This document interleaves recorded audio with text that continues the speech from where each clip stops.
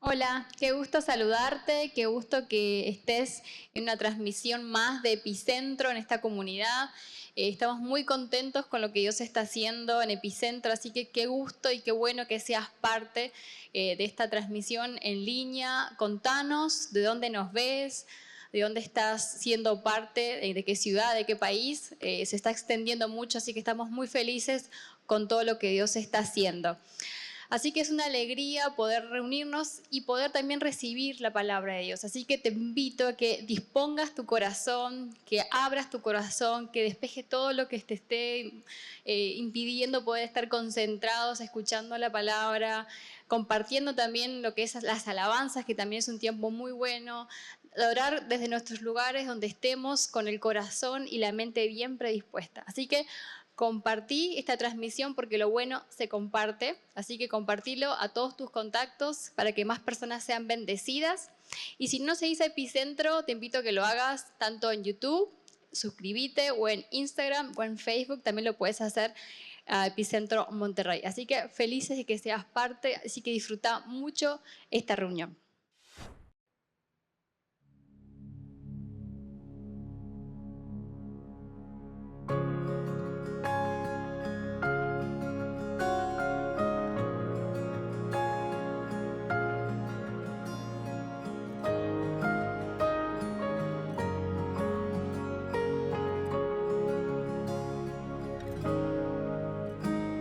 Lo escucho en las noches en mi corazón, lo veo en la tarde a la puesta del sol. Tu amor es tan real, lo veo en tus manos clavadas por mí, lo veo aunque lejos de ti yo me fui.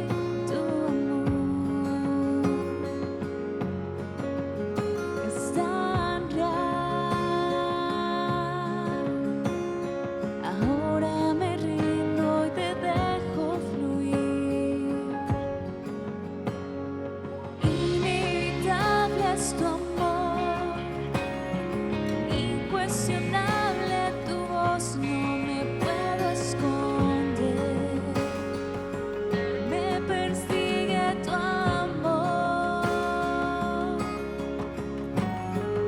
inevitable es tu amor, como la muerte y el sol no lo puedo evitar, me persigue tu amor. Ahora me rindo y te dejo fluir, te dejo fluir.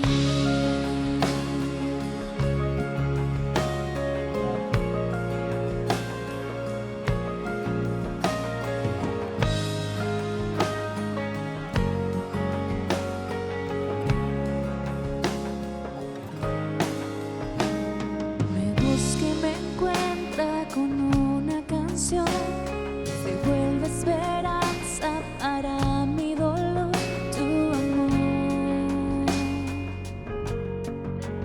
es tan real, lo veo en tus manos clavadas por mí, lo veo aunque lejos de ti yo me fui. Tu amor es tan real, ahora me rindo y te dejo fluir, inevitable es tu amor, incuestionable tu voz, no me puedo esconder, me persigue tu amor,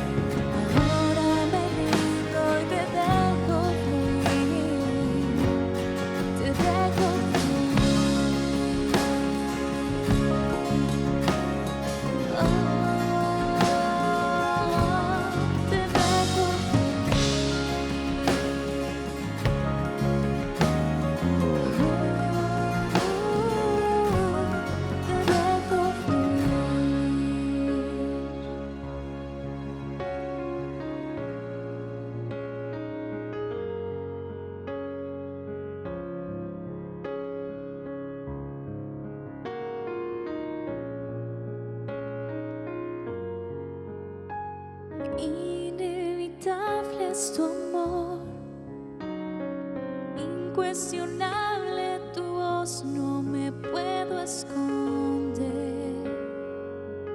Me persigue tu amor, inevitable es tu amor, como la muerte y el sol no lo puedo evitar.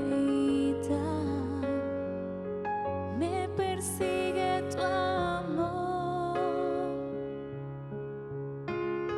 ahora me rindo y te dejo fluir, te dejo fluir.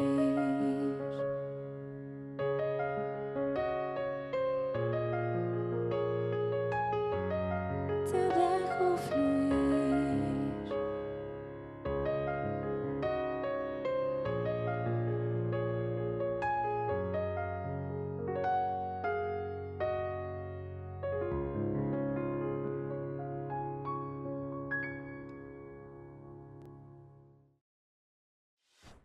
Bueno, llegó el momento de dar, así que te invito que lo hagas con generosidad, como es Dios con nosotros que nos ha dado todo, que lo des de corazón, con generosidad y sea cual sea tu situación, porque a veces pensamos que si tenemos poco, bueno, Dios entiende, entonces no lo tengo que hacer, y al contrario, Dios quiere que el dinero y tus sustentos estén en el lugar correcto, que el sustento sea Dios y que el dinero sea una herramienta. Así que como nos muestra Marcos y Lucas, en un ejemplo donde Jesús se sienta a observar cómo las personas van pasando y poniendo dinero en los cofres de las ofrendas en el templo, que dice que había personas con mucho, bueno, ricas, con mucho dinero, que en los cofres ponían muchas monedas. Pero pone también el ejemplo de una viuda que puso 2 moneditas. Las que tienen menos valor, esas las que tenía esa viuda, que era su sustento, como dice Jesús, y los puso en el templo, en los cofres. Podría haber dicho Jesús, no es necesario que esta mujer dé porque no tiene absolutamente nada, porque desamparada como eran las viudas en ese momento, era lógico que Jesús pudiera decir, no tiene por qué hacerlo. Y sin embargo, Él nos pone en perspectiva. Lo que realmente importa no es cuánto doy, sino con cuánto me quedo. Porque los ricos ponían muchas monedas, pero ponían de lo que les sobraba. Pero la viuda dio su sustento, porque confiaba, sabía que Dios era su sustento. Puso en el lugar correcto a Dios y las monedas para que el templo siga siendo casa de oración, como quiere Jesús en este tiempo también. Así que si sos parte de Epicentro, te invito a que des de corazón y con gratitud. Qué bueno es Dios, ¿no le parece? Gracias Señor por acompañarnos en este día. Quiero dejar algo claro. Estamos en Epicentro, Monterrey, tenemos ciertas características que los de casa se dan cuenta, ¿no? Pero dentro de eso, ¿a qué me refiero con características? Es que nosotros somos como bien tranquilos, pero dentro de eso yo quiero dejar claro que, como dice la Biblia, que es verdad, donde está el Espíritu de Dios hay libertad. Así que usted siéntase, por favor, con toda la libertad de expresar su fe. ¿Sí? No tenga miedo. Si de pronto en el mensaje, por ejemplo, en la música, ¿no? Si quieren levantar sus manos pueden hacerlo, si quieren postrarse pueden hacerlo. No tengan vergüenza ni miedo de expresar su fe, porque en tanto tú eres auténtico con Dios y contigo, se siente más padre. ¿Sí? Y lo otro, que si en el mensaje de pronto te sientes que una verdad te da sentido y quieres decir amén, di amén, no hay problema, ¿sí? No hay problema. Es más, como hablábamos con Javier, ahora hay muchas iglesias que han cambiado el amén por el wow. Entonces dice una verdad y dice wow. Javier dice que les viene un espíritu de perro, así wow. También tienen libertad. Así que quedamos con eso, ¿sí? Quedamos con ese compromiso de que sea libre, sea auténtico. Lo mejor acá es que, como bien decimos, cuando estamos frente a Dios, estamos frente al Rey, pero también estamos frente a nuestro Padre. Y con nuestro Padre no vale la pena ser otra persona sino nosotros mismos. ¿Sale? Gracias, Señor, por esta tarde que nos permites compartir nuestra fe con esta familia de la fe y también estar expectante de tu palabra. Hemos hemos entregado nuestro corazón en la adoración y hoy queremos escucharte. Y llega el momento de abrir nuestra alma, nuestro espíritu y nuestra mente para escuchar tu palabra. Espíritu de Dios, háblanos en este día, por favor, porque te necesitamos y necesitamos tu guía y tu dirección. Amén. Según los expertos en el desarrollo humano, uno es movido por dos fuerzas motoras, ¿sí? La fuerza del crecimiento y la fuerza de la contribución. Para vivir plenamente, no solamente basta crecer interiormente, crecer en todo sentido, en un sentido integral, sino sobre todo, ¿qué hago con ese crecimiento? ¿Qué hago? ¿Me lo guardo? ¿Me lleno? Entonces la segunda fuerza motora es la contribución. ¿Qué hago con ese crecimiento? Bendigo a otros, ayudo a otros. Hemos venido hablando durante esta serie sobre los 3 momentos del crecimiento, los 3 momentos que tienen que ver con el golpe, que es cuando se nos mueve la vida, el despertar, de cuando aprendemos de aquellos golpes, aprendemos de nosotros y de las circunstancias, y sobre todo entendemos no solamente el que nacimos acá para ser queridos en nuestra familia, sino que nacimos también para un propósito, para una misión. Y hoy voy a hablar sobre la contribución o el legado.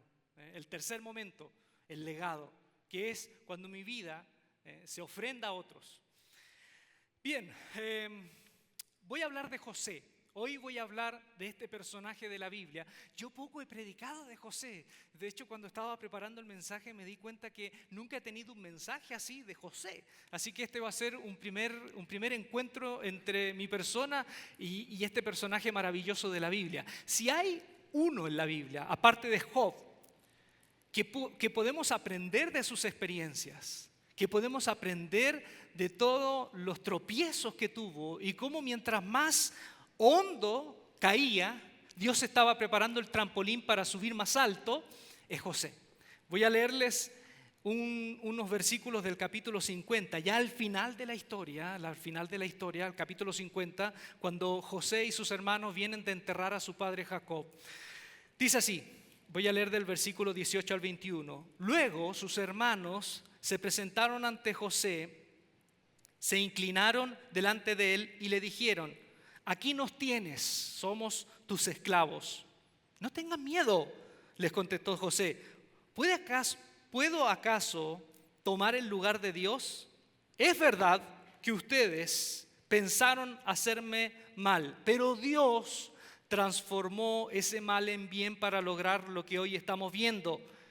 Y aquí está el secreto, aquí se condensa la vida de José, el legado de él, salvar la vida de mucha gente. Así que no tengan miedo, yo cuidaré de ustedes y de sus hijos. Y así, con el corazón en la mano, José los reconfortó. Qué bonita manera de terminar una historia tan dramática como la historia de estos hermanos que odian a ese hermano menor y que luego se produce esta restauración.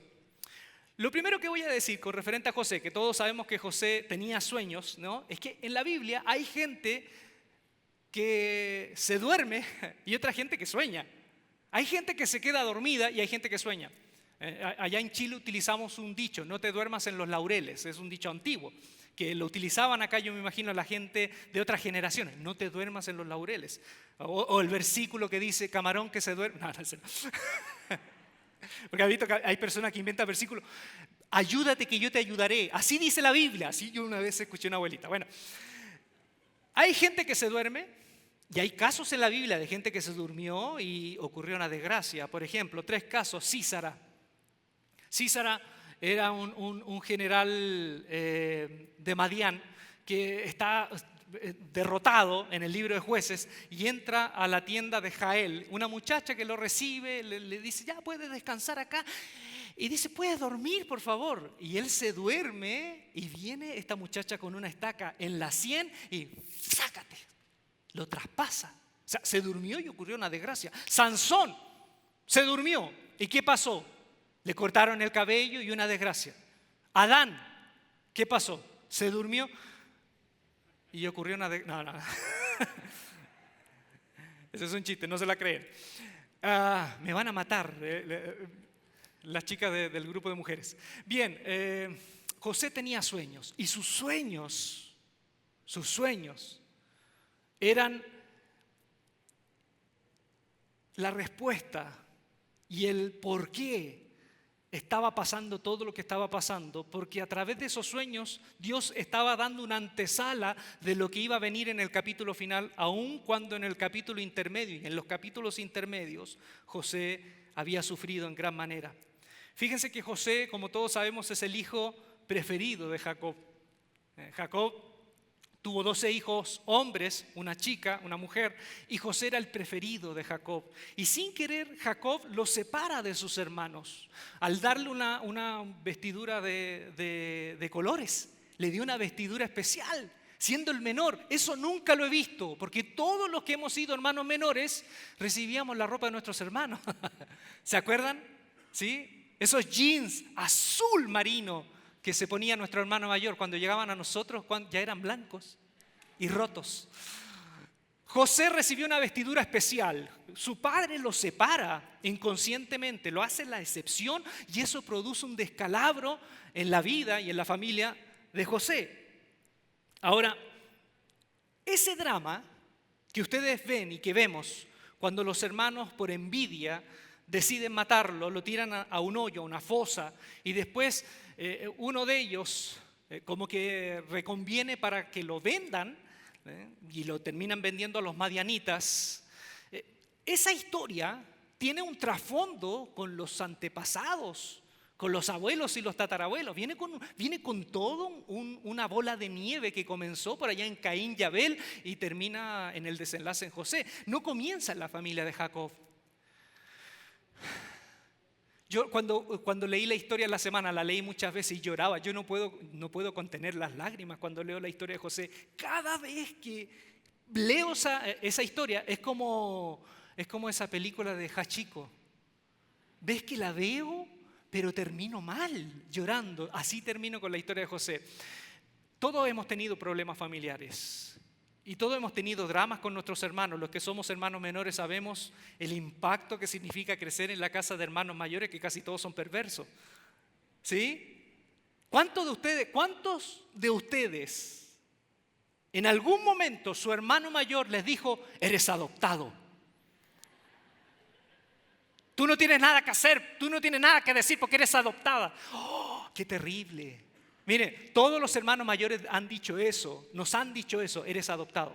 Y aquí te doy la noticia, si tu hermano mayor no te dijo que eres adoptado, es porque eres adoptado. Y no te quiso herir el corazón. No, pero también de los hermanos mayores aprendemos, ¿no? Aprendemos cosas, ¿sí? Aprendemos cosas. Hay una historia de un chiquitito que va donde su hermana y le dice, quiero ganar dinero, ¿no? Y no sé cómo. Mi padre no me dejan trabajar, ¿qué hago? Y su hermana mayor dice, te enseño un secreto. Delante de todo adulto que te topes, diles, sé la verdad. Y vas a ver lo mágico que va a acontecer. ¿En serio? Sí, solo di, sé la verdad. Entonces el muchachito va donde el padre le dice, papá, ¿puedo decirte algo? Sí, hijo, ¿qué pasó? Papá, sé la verdad. Y el padre, ¿qué? Sé la verdad. ¿Y tu madre sabe? No, pero yo sé la verdad. Hijo, mira, por favor no le digas a tu mamá. ¿Cuánto quieres? 2,000 pesos. Mira, aquí tienes los 2,000 pesos y por favor no le digas a tu madre. Y se fue contento y dice, si me resultó con mi papá, me va a resultar con mi mamá. Y va donde la mamá, mamá, te quiero decir algo. ¿Qué, hijo? Sé la verdad. ¿Y tu papá sabe? No, pero yo sé la verdad. ¿Cuánto quieres? 5,000 pesos. Aquí tienes, hijo, toma los 5,000 pesos, pero que tu padre no sepa. Imagínense, 7,000 pesos. Y de pronto, ese día, lo visita el padrino de él, que el compadre, el padre, el amigo, y quiere hacer eso. Y de pronto el padrino llega y en un instante que están solos, el hijo le dice al padrino, padrino, sé la verdad. Y el padrino lo mira y lo abraza, hijo mío. Los hermanos mayores nos enseñan muchas cosas. Jacob ama a José más que a sus hermanos. Pero ¿por qué? Porque Jacob viene de una familia en donde él vivió un drama. Su padre, Isaac, amaba a Esaú, el mayor, más que a Jacob. ¿Y por qué su padre Isaac amaba más al hermano mayor que a su hijo mayor, que a su hijo menor? Porque si uno va más atrás, el hermano de Isaac se llamaba Ismael, que era hijo de una esclava en la casa de Abraham que se llamaba Agar. Ismael es igual a Esaú. Aquí quiero que me entiendan. Cuando nace Esaú, las características que él tiene son muy parecidas a Ismael. Por eso que Isaac, al ver que su hermano le es arrebatado cuando él era niño, muchos dicen que en esa añoranza, él ve en su hijo mayor la fotocopia de su hermano que le arrebataron cuando era niño. Entonces hay una cosa a veces inconsciente, ¿no? Muchas veces somos movidos por cosas inconscientes y ese padre ama a ese hijo que se parece a su hermano que tanto añoró. También, por otro lado, Rebeca, la madre de Jacob, prefiere a su segundo hijo de una manera enfermiza, como también pasó en la casa de Sara, que Sara, si bien Ismael no era su hijo biológico, según las leyes que habían en ese tiempo, si la esclava, que lo más seguro es que pasó así, la esclava Agar, sentada en las piernas de Sara, tuvo a Ismael. Y cuando salió Ismael, ese hijo políticamente era de Sara. Si bien biológicamente era de Agar, políticamente era de Sara. Ese hijo era de Sara también. Entonces pasa acá que Rebeca ama al segundo hijo como Sara amó al segundo, a su hijo Isaac, por Ismael, y ocurre ese problema que al final ustedes saben que termina en la expulsión de la esclava. También ocurre que hay vientres de alquiler. ¿Sí? En la historia de Jacob, Bila y Silpa, que son esclavas nodrizas de Raquel y Lea, son usadas como vientres de alquiler, como fue usado en la familia de Abraham con Agar. También veo acá que Esaú, el hermano de Jacob, se junta con mujeres hititas y dice que eso consumió el corazón de su padre, les trajo muchos dolores de cabeza al padre porque este hijo se fue a casar con mujeres extranjeras. Y asimismo también se ve en la historia de Jacob, de que Judá, uno de sus hijos, se va con aquí tengo anotado, con un tal Súa y se casa con esa mujer. Y hay todo un drama en la historia de Judá. Y también vemos la envidia y los deseos de poder entre los hermanos cuando ven que Jacob tiene sueños. Ustedes saben los sueños, que las gavillas se inclinan ante él, después el sol, la luna y las estrellas se inclinan ante él, y los hermanos interpretan eso como que Jacob, él quiere el poder, aunque Jacob no le interpreta el sueño, son los hermanos los que interpretan el sueño. Y ese caos que hay y esa lucha, esa pugna es muy parecida a la que hubo entre Caín y Abel por envidia, y a la que hubo entre Jacob y Esaú por un tema de la primogenitura. Entonces lo que vemos en esta familia es que en José decanta muchos problemas familiares que vienen de generación en generación. Y esto es lo primero que aprendemos, es que cuántos problemas y conductas venimos arrastrando de nuestros padres y abuelos. ¿Cuántos? ¿Cuántas cosas no se han solucionado y que comenzaron con nuestros tatarabuelos, bisabuelos o abuelos? Madres, por ejemplo, yo he visto en la experiencia de pastor, de líder, he visto que madres escogen mal a sus parejas y por alguna razón hijas terminan repitiendo el patrón, escogiendo mal a sus parejas. Veo padres violentos que engendran hijos violentos, veo padres desapegados emocionalmente y que luego sus hijos aprenden inconscientemente sus conductas y son también desapegados con sus hijos. Por ejemplo, mi padre y mi abuelo, hombres muy apuestos, que yo no pude romper el círculo, también se repitió en mí. José hizo algo.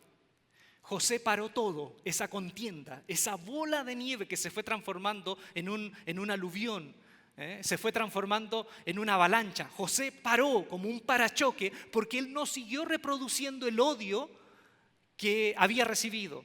En ese sentido, José, en vez de reproducir más odio, pudo devolver con misericordia y perdón. Por eso que José, en muchos sentidos, algunos dicen que es un arquetipo de Jesús de Nazaret, porque José bendijo a sus hermanos en vez de vengarse. Cuando él tiene un hijo, porque tiene a Efraín y Manasés, a Efraín, cuando lo tiene José, ya salió, es el segundo en Egipto y lo tiene, él dice: este hijo me ha traído consolación en el país de mi humillación. Entonces, no solo José perdona a sus hermanos y no se venga, sino que perdona a Egipto, y José salva a Egipto, que era el país donde sufrió la mayor de sus humillaciones. Mi esposa me contaba un libro que está leyendo ella de un psicólogo muy famoso, y que el libro tiene una tesis, una de sus tesis, que durante años se creía que cuando tú tenías una infancia difícil, una infancia dura, eso terminaba en un trauma que no podías superar. Antes los psicólogos o los psiquiatras pensaban eso, se concentraban en el trauma, pero hoy está desmentido eso. Hoy se dice que podemos haber muchas personas, y aquí me incluyo, que venimos de una infancia difícil y que no necesariamente ese trauma nos arruina el futuro. Hay un libro que leí una vez que se llama La felicidad es posible, de un psiquiatra francés. Maravilloso el libro, porque habla caso tras caso de niños que sufrieron abandono, abuso, violencia, fueron incluso sometidos a tráfico, sufriendo lo peor de lo peor, pero su futuro no se hipotecó. No fueron después víctimas de su propio pasado y reprodujeron el mal. No, pararon el mal y reescribieron su historia. José paró todo el mal de toda una generación que venía desde su familia, paró todo eso como un parachoque y lo sufrió, pero pudo reescribir su historia. Lo que yo te estoy diciendo en esta tarde es que hay un momento en que tú decides reescribir tu historia. José lo que nos enseña es que no importa lo que te pasó, no importa la familia de donde vienes, tú puedes parar eso y reescribir tu historia. José triunfó. Para mí, José triunfó. Sus hermanos lo despojaron de todo. Él lo salvó. Egipto lo humilló en todo y él lo salvó. José triunfó.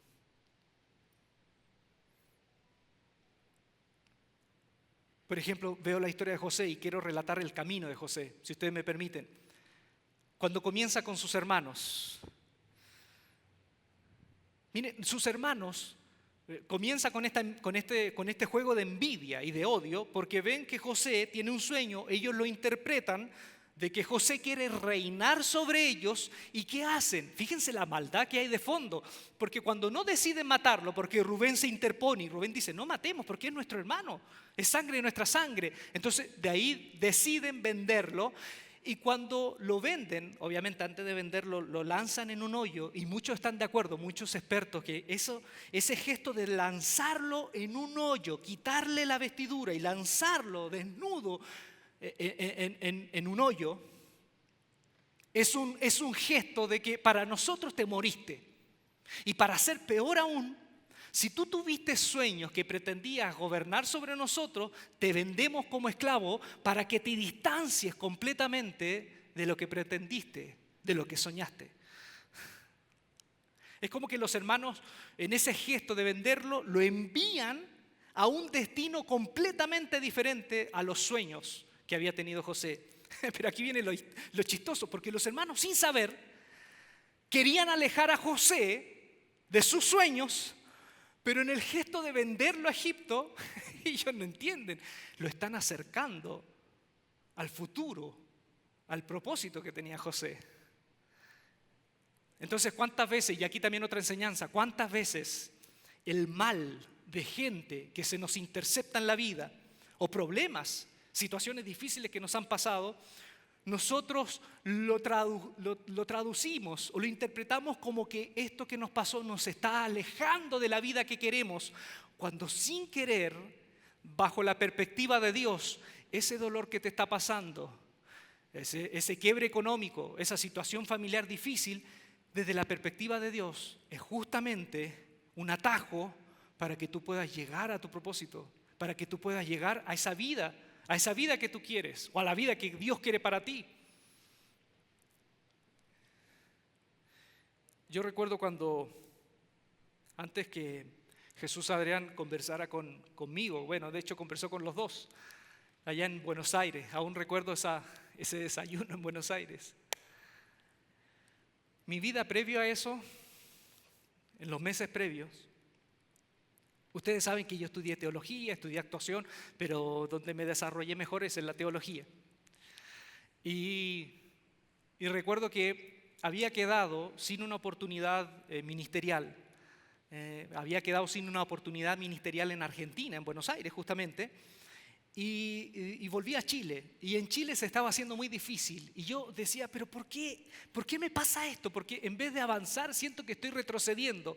Se cortan las anclas en Buenos Aires, donde yo veía que iba a tener un muy buen futuro. Se cortan las anclas por una situación externa a mi vida, a lo que me estaba pasando, una situación en la iglesia, y ahora vuelvo a Chile sin nada, y en Chile de pronto una iglesia se interesa en que yo pueda participar apoyando, y se va gestando la posibilidad, en esos años se va gestando a finales de 2015, principios del 2016, la posibilidad de que yo me vincule con ellos en el ministerio pastoral.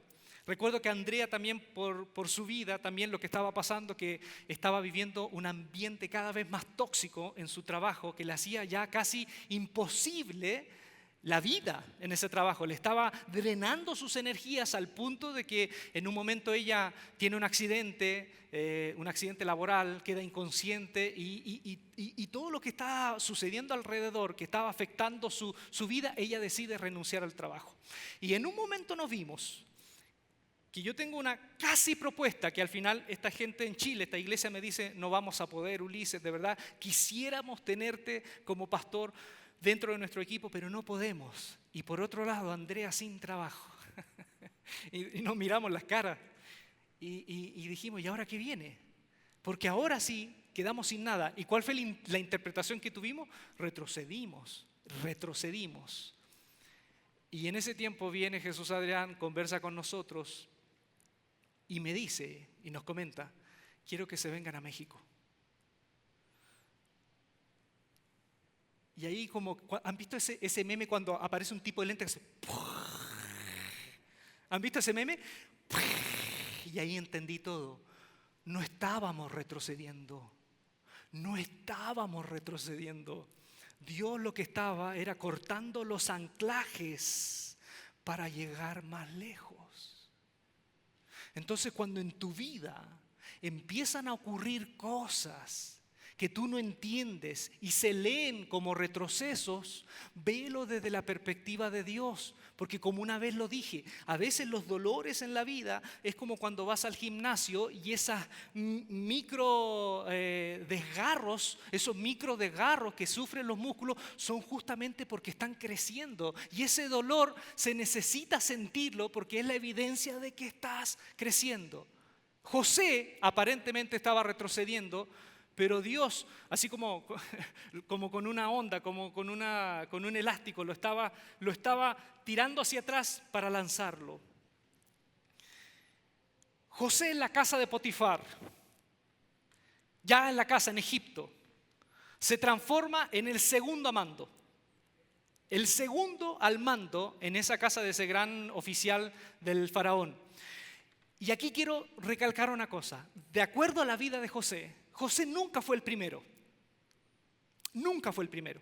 De hecho, los sueños que él tenía fueron interpretados por sus hermanos. Recuerda esto, fue interpretado por sus hermanos. Sus hermanos interpretaron, oye, este quiere reinar sobre nosotros, este quiere ser el primero. José nunca fue el primero. En la casa de Potifar era el segundo. En la cárcel, cuando cayó a la cárcel, se transformó en el segundo, después del que dirigía, el administrador, el alguacil de la cárcel. Después con el faraón, cuando tiene la entrevista con el faraón le dijo, vas a tener el poder para hacer y deshacer en Egipto, y solo yo seré mayor que tú. José tampoco fue el primero en Egipto, fue el segundo. Y cuando su padre viene, ya vuelve con sus hermanos a la tierra de Gosén, en Egipto, pues, donde se quedan varios años, su padre en un momento ya está viejo y le dice, prométeme algo, júramelo, que cuando yo muera me vas a enterrar en la sepultura de mis padres, de mis ancestros, y ahí quiero descansar. Y después viene José con sus dos hijos, el mayor y el menor, y se acuerdan que Jacob los bendice atravesados, y José dice, no padre, no, y le pone la mano derecha en el hijo que está acá, en el mayor, y la mano izquierda en el hijo menor, y Jacob de nuevo cruza la mano y los bendice cruzados. Y después de eso José se postra delante de su padre. Nunca José estuvo por encima de su padre, le obedeció. Y cuando al final, para sorpresa, el padre bendice, le da la bendición a todos sus hijos, aquí viene la sorpresa, el primogénito no termina siendo ni Rubén, que era el primogénito, ni tampoco José. Rubén podría haber sido el primogénito, pero Rubén se acostó con una de las mujeres de Jacob. Entonces perdió la posibilidad de ser el primogénito. Leví y Simeón. Simeón no es que tenía problema en la vejiga, ese es otro nombre ya.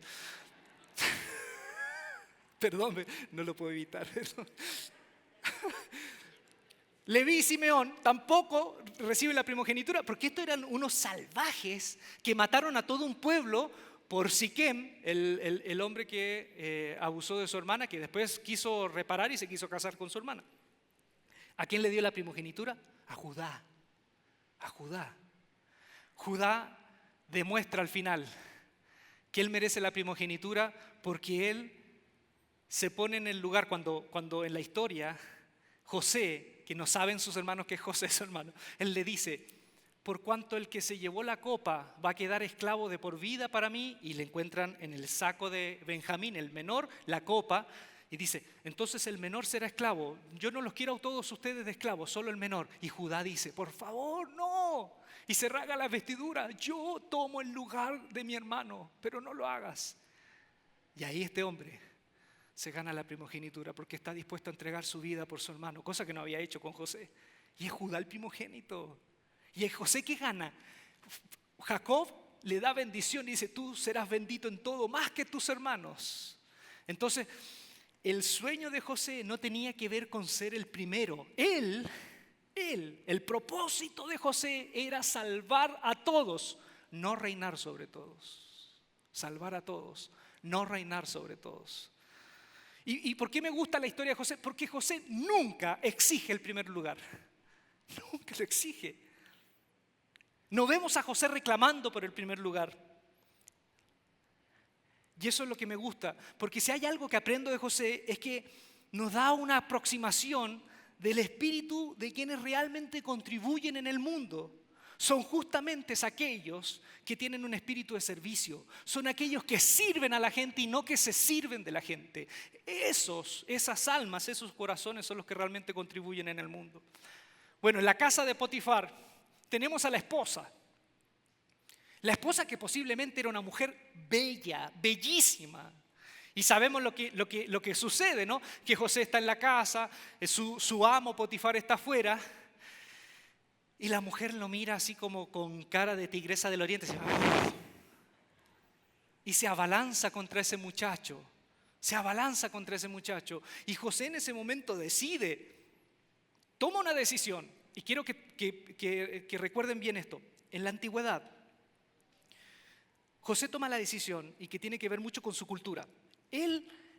Lo único que separaba a José de Potifar, lo único que lo separaba, porque José tenía todo el mando en su casa, él tenía todo el poder en la casa de Potifar, lo único que lo que separaba el primero del segundo era la mujer.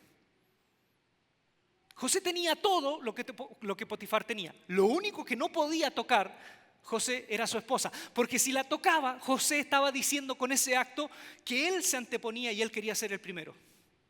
Por eso que en la misma historia de Jacob, Rubén, el hermano mayor, se mete con una de las mujeres de Jacob, porque en ese tiempo el meterse sin permiso como hermano mayor o como hijo, uno de los hijos del padre, meterse con una de las mujeres de su papá era un gesto de que yo estoy reclamando la primogenitura. Era un gesto terrible, totalmente repudiable, pero era un acto violento en donde tú decías, yo estoy tomando el mando. Por eso que cuando Absalón, en la historia de David, no sé si ahora nos movemos mucho tiempo más adelante, Absalón en la historia de David, cuando vuelve a la ciudad y su padre sale huyendo, lo primero que hace, ¿qué es? Se mete con las concubinas de su padre para decirle al pueblo, ahora yo soy Mufasa, ¿sí? Yo soy el que manda aquí. José dijo, no me voy a meter contigo porque es lo único que me separa de mi Señor y yo no quiero ser el primero. ¿Qué corazón tenía ese hombre? ¿Qué corazón tenía ese muchacho? Porque él pudo meterse y la esposa a lo mejor no iba a decir nada porque quizás era la costumbre de ella, que se venía un esclavo. Es más, en la cultura, si esa mujer era su ama, él estaba completamente al servicio para lo que sea. Como Agar. Te quiero de vientre de alquiler. No había ni siquiera que preguntar, ¿puedo o no puedo? No, tenías que hacerlo. Pero José no quería ser el primero.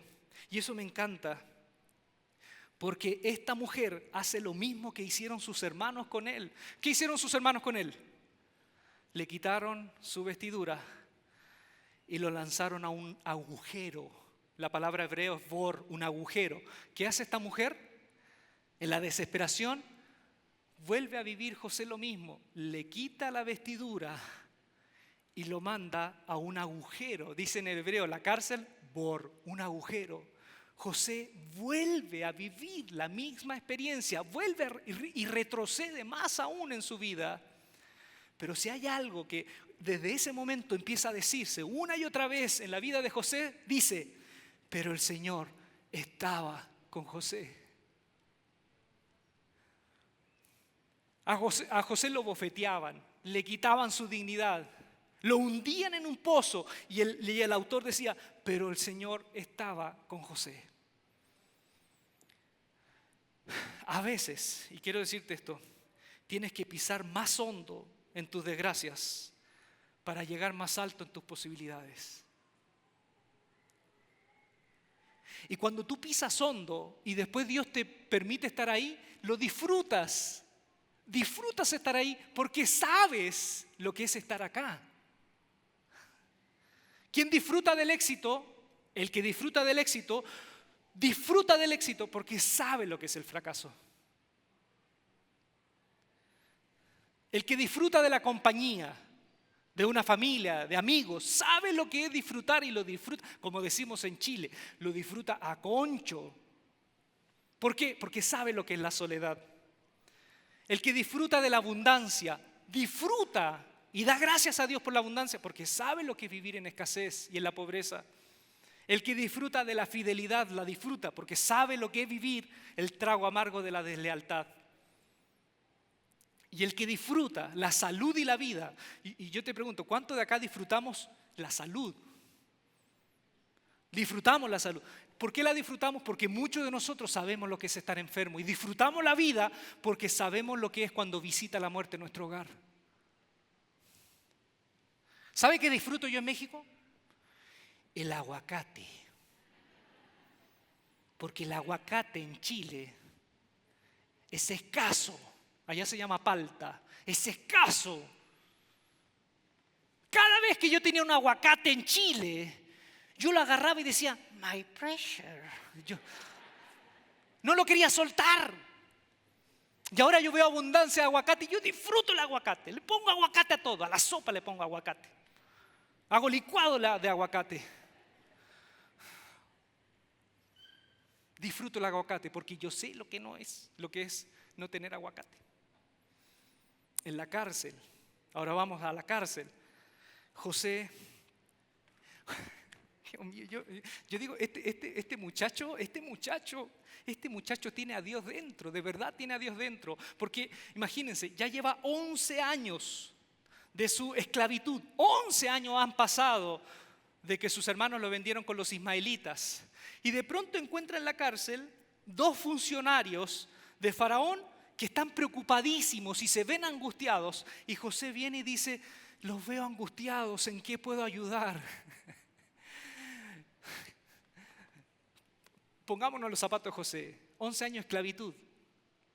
Me importa un cacahuate si veo a alguien sufrir. O sea, yo ya estoy tan sumido en mi propia historia y en mi propio dolor que me importaría un cacahuate poder ayudar a otros. Pero aún así, este joven, después de 11 años de estar en el agujero, aún tiene el corazón para ver la necesidad de otros y preguntarles, ¿en qué les puedo ayudar? Con Faraón, cuando ustedes saben, ¿no? Le interpreta el sueño al copero del rey y al panadero. El copero se salva y el panadero es ejecutado, ¿se acuerdan? Y después pasan 2 años. El copero, cuando se va donde Faraón, José le dice, por favor, no se olviden de mí. Pasan 2 años y Faraón tiene un sueño y ahí el copero dice, yo conocí un muchacho en la cárcel que interpreta sueños. O sea, 13 años. Y cuando va donde Faraón, tampoco José se postula. Porque Faraón tiene el sueño y ustedes saben que José le dice, van a venir 7 años de vacas gordas, de abundancia, y van a venir 7 años de vaca flaca, y la vaca flaca van a borrar todo el recuerdo de la vaca gorda. Así que necesitas buscarte una persona para que pueda administrar esto y pueda hacer todo lo necesario para resguardar y poner un colchón en el imperio cuando vengan los momentos de necesidad. Pero José no dice, me puedes considerar a mí. No se postula. Me hace recordar la película de los 2 papas. Los 2 papas, ¿vieron la película de los 2 papas? Está bonita esa película. Cuando Bergoglio le dice a Ratzinger, yo no quiero ser papa. ¿Y qué le responde Ratzinger? Justamente porque no quieres serlo, eres el adecuado. José no se postula, no dice yo soy la persona que estás buscando. Pero Faraón ve en ese espíritu de servicio, en esa alma grande que tenía José, que él era la persona. Entonces, cuando no te preocupa un puesto, sino servir, Dios mismo te promociona. Cuando no te preocupa un puesto, sino servir, Dios mismo te pone en lugares donde tú ni te imaginas. Pero cuando tú buscas la foto, cuando tú buscas el poder, cuando tú buscas el aparecer, puedes lograr llegar donde tus esfuerzos te den espacio, te den la posibilidad. Pero Dios no esperes que te promocione donde podría ponerte, porque no hay un corazón de servicio. Y cuando viene el hambre en Canaán, ya vienen las vacas flacas. Cuando el hambre toca la tierra de Canaán, y los hermanos de José van, ¿sí? José en un momento, ¿no? Hacen un primer viaje y él dice, José, no saben que es José, ¿no? Los que no saben la historia, yo sé que todos saben la historia, pero los hermanos no saben que es José. Es más, los hermanos hablan hebreo porque creen que este hombre, el segundo en poder en el imperio, no sabe hebreo, pero él está escuchando todo. Una vez me pasó eso, yo estaba en Estados Unidos y estaba en un centro comercial y quiero que sepan que en Latinoamérica está el español y está el español chileno. Y el español chileno es una lengua como el arameo, difícil de entender. Yo no puedo hablar chileno en este momento porque no me entenderían, ¿no? Y recuerdo que escucho unas muchachas hablando en grueso calibre groserías chilenas. Y yo las escucho y ellas pensaban que nadie las escuchaba. Solo les cuento esto para que vean lo grosera que eran esas muchachas de porquería. No hay ninguna enseñanza en eso. Bueno, los hermanos de Faraón, los hermanos de José hablaban entre ellos y cuando José estaba ahí le dijo, ustedes son espías. No somos espías, sí, son espías. Y en ese momento Rubén, cuando ve que los tratan como espías y les dice José, les dice, vuelvan a la casa de su padre, pero uno de ustedes se tiene que quedar hasta que me comprueben la historia, porque ustedes me cuentan que hay un hermano menor, que su padre es un anciano, tráiganme al hermano menor en un segundo viaje y hasta que no me lo traigan, yo no voy a liberar a este hermano. Y ahí en ese momento dice que Rubén se da vuelta y le empieza a decir a sus hermanos, le empieza a decir, ¿se acuerdan? Nosotros lo cruel que fuimos con nuestro hermano menor, no le hicimos caso, no escuchamos su clamor y lo vendimos. Hoy estamos pagando la culpa de ese episodio horrendo en nuestra vida. Y José, que entiende el hebreo, dice que se va aparte y comienza a llorar. Comienza a llorar. Con eso José se da cuenta que no eran todos cómplices, ¿no? Que había uno, Rubén, que no quería ni matarlo ni venderlo. Y se da cuenta que reconoce la responsabilidad.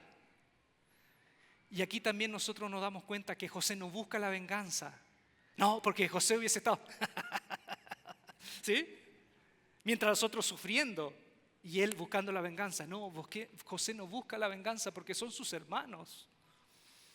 ¿Qué hace José en Egipto? En la historia, José empuja a sus hermanos en Egipto a comportarse como hermanos.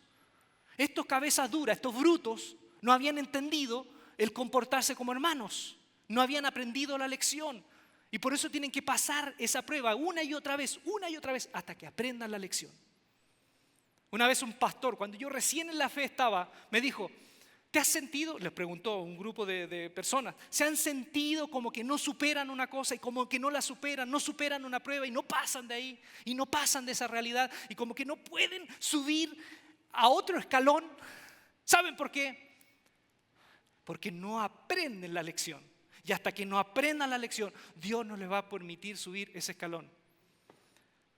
Como decía Yajaira decía acá cuando estaba pidiendo la ofrenda, ¿por qué muchos de nosotros vivimos con problemas económicos? Puede ser porque no hemos aprendido la lección de dejar que el dinero ya no sea nuestro Dios.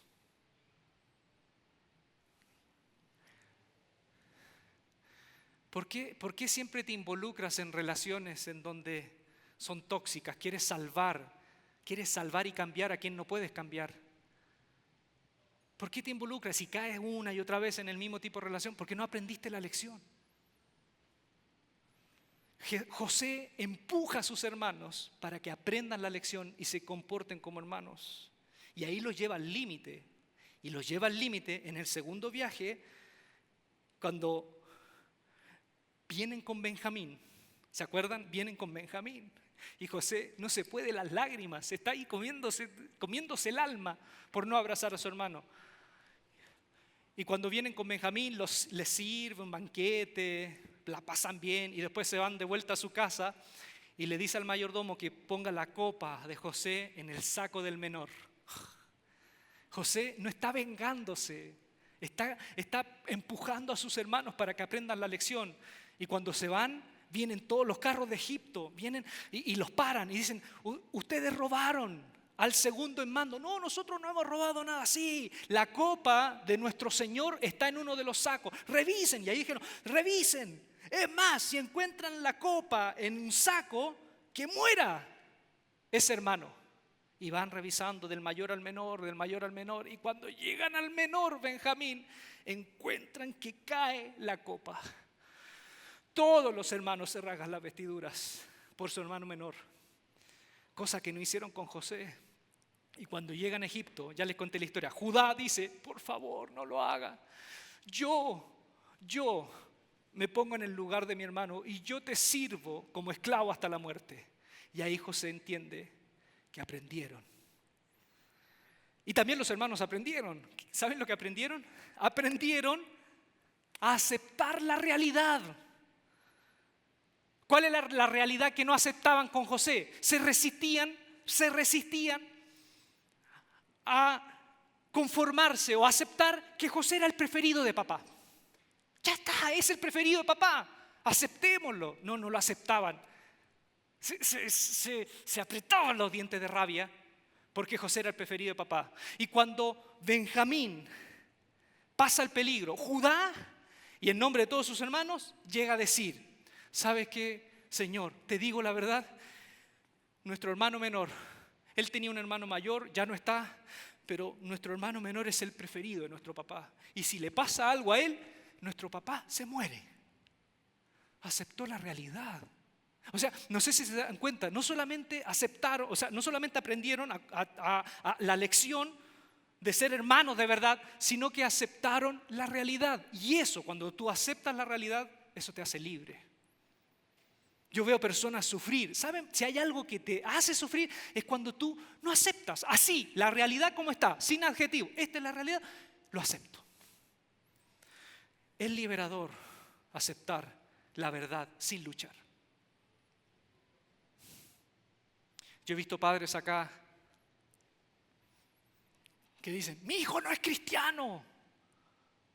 Mi hijo no es cristiano. E incluso hasta me he enojado con mi hijo o mi hija. Me he enojado y le digo, mientras estés en este techo, tú serás cristiano y si vendrás a la iglesia. Padre, ama a tu hijo y acepta la realidad. ¿Y cuál es la realidad? Que él en este momento, no en un futuro, en este momento está vacunado en contra del Evangelio. Está vacunado en contra del Evangelio. ¿Qué es lo que te queda? No obligar. Lo que te queda es como lo que dijo Pablo. Pablo le dice a los efesios, padres, dice, padres, instruyan a sus hijos en la disciplina del Señor y en la amonestación. Eso dice Pablo en el capítulo 5 o 6 de Efesios. En la disciplina y en la amonestación. Pero uno cuando va al griego, la palabra disciplina es paideia. Y paideia es instrucción de acuerdo al ejemplo. No es disciplina de castigo, es instrucción de acuerdo al ejemplo. Y amonestación es una palabra griega que es nutesia, que significa exhortación, conversación, comunicación. No es regaño, es comunicación. Entonces, ¿qué le dice Pablo? ¿Quieren que sus hijos sean cristianos? Demuéstrenle con sus hechos. Y no dejen de tener comunicación con ellos. Yo veo padres sufrir. Y es doloroso eso. Cuando tu corazón completo está en las manos de Dios y tu hijo o tu hija no quiere seguir los pasos. Pero ¿saben lo que es mejor? Es aceptar eso. Pero no aceptarlo como rendirse, sino aceptarlo de que tu hijo a lo mejor o tu hija ya tiene una edad en donde no lo puedes obligar. Y lo que resta es confiar en la semilla que pusiste en él. Confiar en la semilla que pusiste en ella. Confía en esa semilla, confía en Dios. Pero que no te vea agarrando la bibliazo, no te vea obligándole, vamos al culto, vamos al culto. No te vea haciendo eso. Y espera en Dios. Dios tendrá su tiempo. Dios tendrá su tiempo. Mi hijo de 14 años me dijo, padre, yo dudo de Dios. Y yo lo miré por dentro y le iba a decir, ¿porquería? ¿Qué viene esa duda? Me calmé porque me molesté. Yo dudo de Dios. Porque encuentro que no hay evidencia suficiente para creer en Dios. Tú, ¿qué harías si yo no soy cristiano? Me la puso difícil. Yo no digo que ustedes tengan esta misma respuesta porque mi respuesta puede estar rotundamente equivocada. Yo le dije, mi meta como padre es darte el ejemplo. Si tú no quieres tomar el ejemplo, tú eres libre. Pero mi meta es darte el ejemplo. Y si no eres cristiano, si no eres creyente, lo que sí te pido es que seas un hombre de bien, que seas un buen ciudadano, un hombre que luche por la justicia, que tenga misericordia, que no sea indiferente. Si logras eso, yo estaré profundamente agradecido a Dios, porque lo que es la fe entre tú y Dios, eso es un tema de ustedes. Yo te doy el ejemplo, pero tú eliges. Y me miró, dijo, y se fue.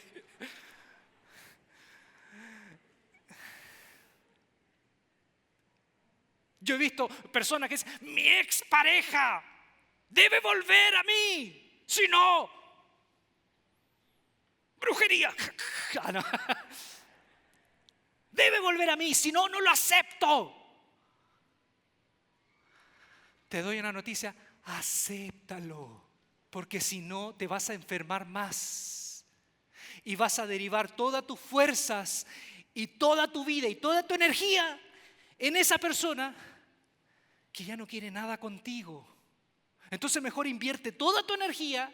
Si la vas a invertir, inviértelo en una realidad, en personas que sí quieren seguir contigo a tu lado. No, es que no lo acepto, se fue.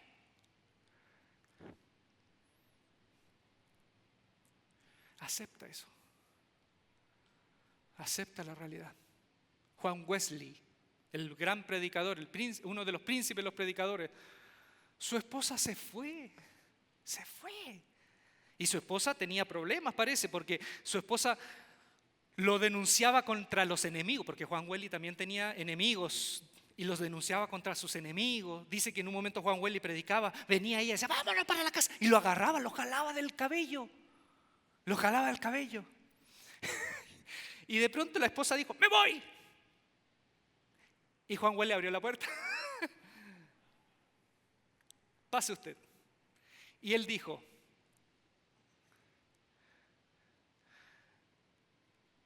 no la repudié, o sea, no la expulsé, no la repudié, ni tampoco la obligaré a que vuelva. Yo no le pedí que se fuera y yo tampoco voy a invertir energías en obligarla a que vuelva. Y siguió adelante en su vida y siguió creciendo. Hay realidades que no puedes cambiar y acéptalo. Es mejor que lo aceptes ahora antes que te amargues más. Mis padres deben pedirme perdón. Si no, no olvido.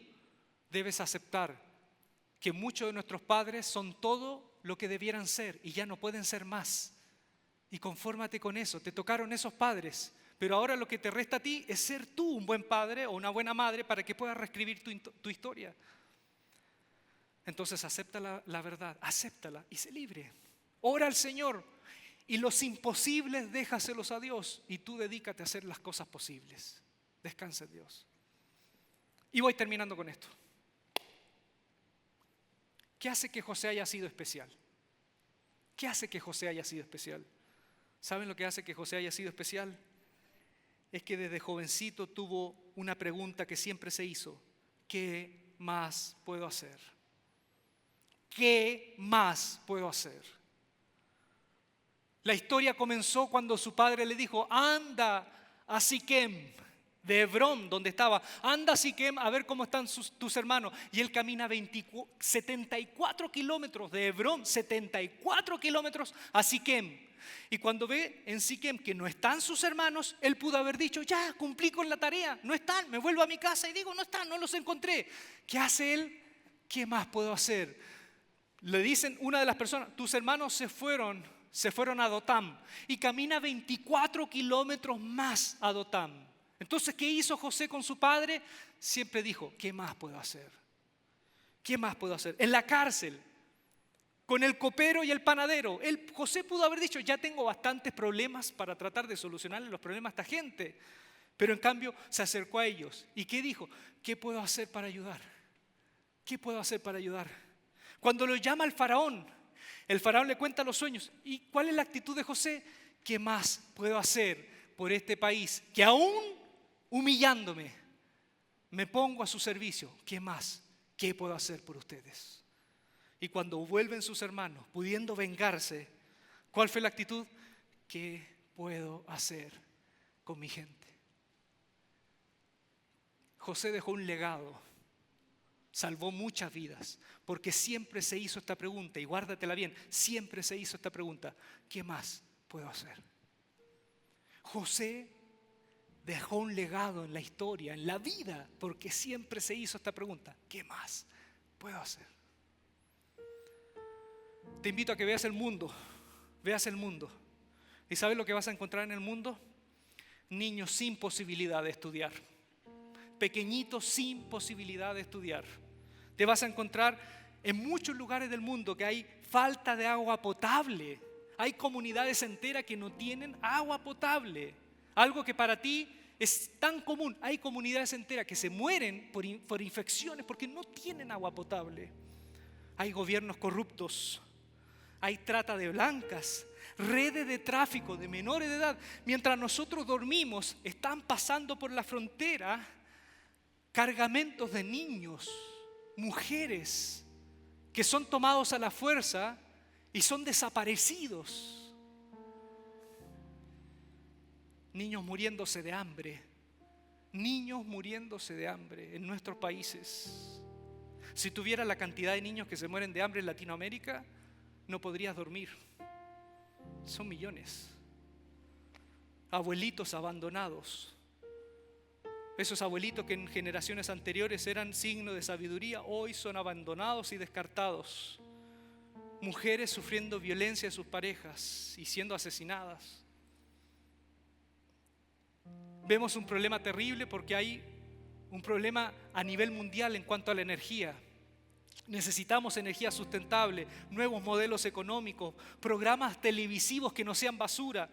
Necesitamos formación e inspiración a niños en entornos humildes para que no vean los ejemplos que están viendo y vean otros ejemplos. Necesitamos vincular a más personas ricas a proyectos humanitarios. Necesitamos soluciones con la contaminación. El aire que estamos respirando nos está envenenando a nosotros y a nuestros hijos. Promover una cultura alimenticia más sana. Promover espacios de atención psicológica para personas que no tienen dinero para pagarse un psiquiatra o un psicólogo. Ser misioneros de Dios en un lugar donde vayas con la palabra, pero también vayas con tu profesión.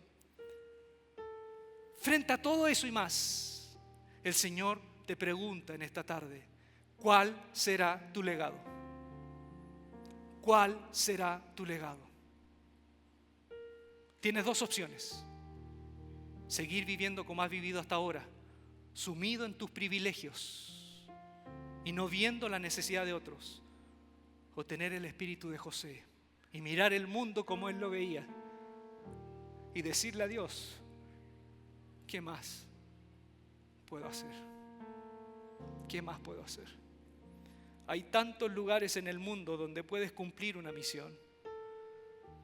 Recuerda, la vida es crecimiento, pero también es contribución. La vida es preguntarse constantemente, ¿qué más puedo hacer? Señor, te damos gracias por tu palabra. Gracias por José. Gracias por José, por ese muchachito que vivió lo peor y que aprendió a sostenerse en ti en esas noches y días difíciles, saber que tú estabas con él. Bendícenos, Señor, a los que hemos sentido un retroceso en nuestras vidas, que podamos ver ese retroceso con tus ojos y saber que tú estás a punto de impulsarnos al lugar que nos quieres llevar. Ayúdanos, Señor. Permítenos tener el corazón de José y ver el mundo como tú lo ves y preguntarnos, ¿qué más puedo hacer?